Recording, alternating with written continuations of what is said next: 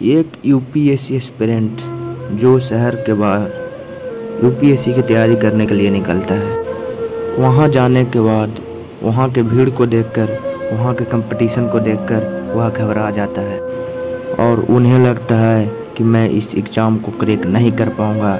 ऐसा उन्हें लगता है कि कभी कभी मैं अपने आप को, जो उन कितने सालों से इतना मेहनत कर रहे हैं उनका नहीं हो रहा है, तो इसमें मेरा कैसे हो जाएगा।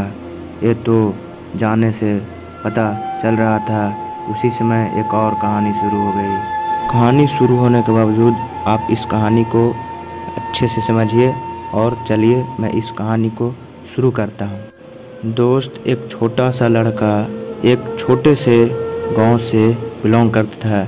इनकी फैमिली बैकग्राउंड भी बहुत कुछ अच्छी नहीं थी, लेकिन उनकी भी एक सपना था कि यूपीएससी एग्ज़ाम क्रैक कर मैं देश की सेवा कर पाऊँ। फिर यूपीएससी की तैयारी करने के लिए माता पिता से दूर, यूपीएससी की तैयारी करने के लिए कई मीलों दूर दिल्ली चला गया और हजारों लाखों के भीड़ में उसे घबराहट महसूस होने लगा और वह भीड़ में खड़ा होकर लाखों स्टूडेंट को देखने लगा कि कितने लोग यूपीएससी की तैयारी कर रहे हैं, कितने लोग बाज़ार में घूम रहे हैं और वहाँ पे आधा से ज़्यादा भीड़ यूपीएससी एप्रिशिएट की तैयारी के था।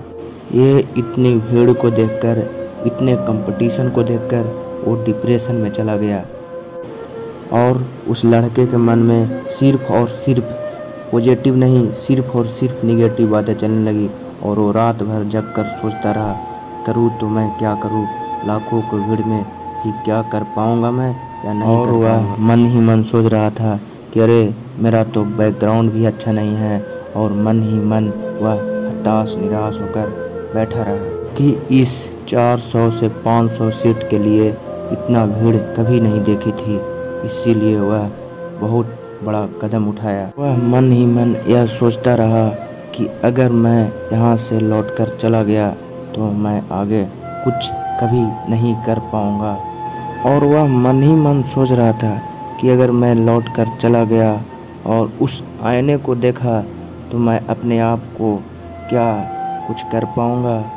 दोस्त, वो लड़का सोचा कि अब सपना देख ही लिया हूँ तो सपना पूरा भी होगा, इसलिए वो अपने जिद पे शुरू हो गया और फिर उसके अंदर यूपीएस क्रैक करने का जुनून और जोश चढ़ गया और वह तैयारियां में पूरी तरह जुट गया और इसी सोच के साथ वह तैयारी करना शुरू कर दिया और उसने पूरी मेहनत और डेडिकेशन के साथ तैयारी करना शुरू कर दिया।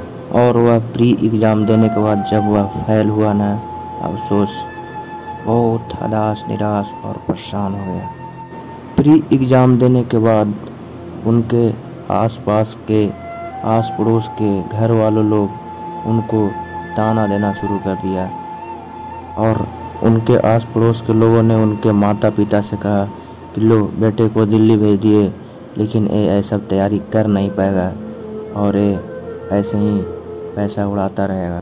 और वह लड़का पूरी तरह अपने आप से हार कर टूट गया और टूटने के बाद ये खुद से वो प्रण लिया कि ये ताना तालियां में बदल कर रख दूंगा। और वह इस साल के गलतियों को सुधार करके वह दिन दुगनी और रात चौगनी कर मेहनत करना फिर से शुरू कर दिया और उसका यह फल निकला कि वह दूसरे ही प्री अटेम्प्ट में वो पास हो गया और अब सिर्फ उसका इंटरव्यू बाकी रह गया।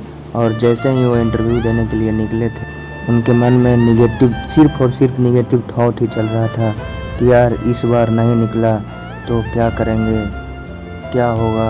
और वह सोच रहा था कि अगर मेरा सिलेक्शन नहीं होगा तो क्या होगा।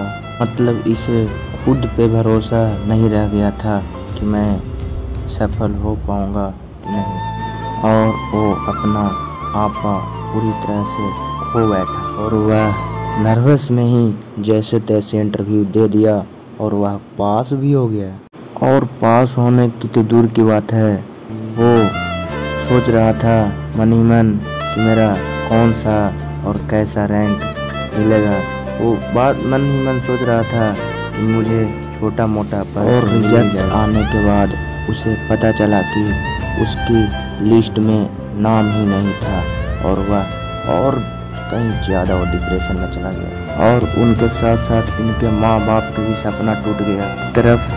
एक तरफ ये और दूसरी तरफ इनके माता पिता रो रहे हैं, क्योंकि ये सिर्फ मिडिल क्लास फैमिली ही बता सकता है कि दिल्ली जैसे शहरों का खर्च एक मिडिल फैमिली कैसे उठा सकता है। और दोस्त, इस दुख की घड़ी में सिर्फ और सिर्फ एक ही था जो हौसला देने वाला था, वह थी सिर्फ और सिर्फ माँ। और उनकी माँ ने उसे सांत्वना दिया और कहा कि इतना दूर निकल ही गया है तो और एक बार बड़ी छलांग लगा।